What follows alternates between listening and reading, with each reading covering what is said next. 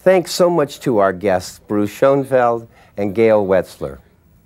You know, you guys were gracious enough to give us a list of like the top 10, 11, 12. And let's go through some of these things so people can figure it out. And of course, the first one got me right away. Clothing. Wallet in the back pocket.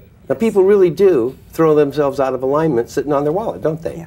They really do. It, especially if you have a big wallet, it just puts an asymmetrical twist through your pelvis and your sacrum, and it's not part of the solution. Okay, number 2, tight underwire bras. Yes. What, they're so constrictive? So constrictive, and it affects their breathing pattern, in such a way. But you notice, Bruce, I didn't ask you this question. Go ahead, but your body, when you feel that and you don't breathe as well, you actually form around it. You go into the formation of what that tightness is. You don't want to stretch from it, so that's there, and it's a very high point. I've watched this in airports all the time. People are loading themselves up with Fanny Packs, and they pile junk in them, and you just know they're carrying an extra 5 pounds on one hip.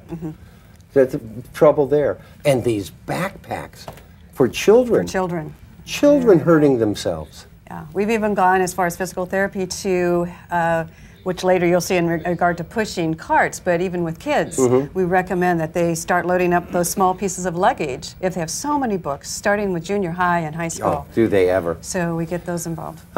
Basic stuff, shoes and socks. People often don't buy the correct kind of shoes, either for their activities or for their condition in life. They really are, wearing $2, dime store tennis shoes when they need support. If you want to go out and wear shoes that look nice and aren't as comfortable, do that. But there's also a lot to be said for being in a shoe that has a really supportive, neutral sole that is flexible and absorbs impact and is just part of decompressing your body. Well, that leads us to something around the households. People are forever just putting on socks and walking on bare floors, guaranteed to slip.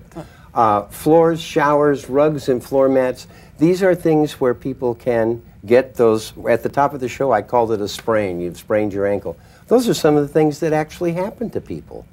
Yeah, and it's just, like we say, trying to look for that ahead of time and creating ease in the environment and create the environment. Do the rugs need to be taped down? Do they need to be taken away? Or taken away, Taken away, right. like that.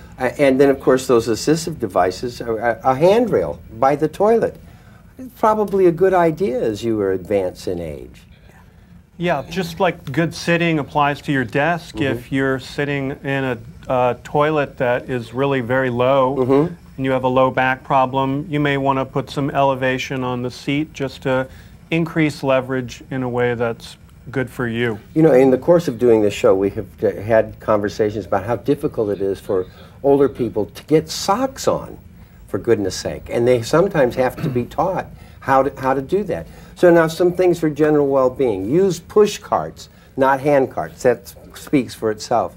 Now, what do you mean by cross-training, stairs and sitting? Do you mean to stay active even as you're doing those things? Yeah. You want to basically give your body variation in terms of how you use it, and that increases the hydration and mobility. So whatever your workout is, try to do something else which is going to move different tissues and work your body in a different way. Right, I see. So it's not just, don't confine yourself to just one thing.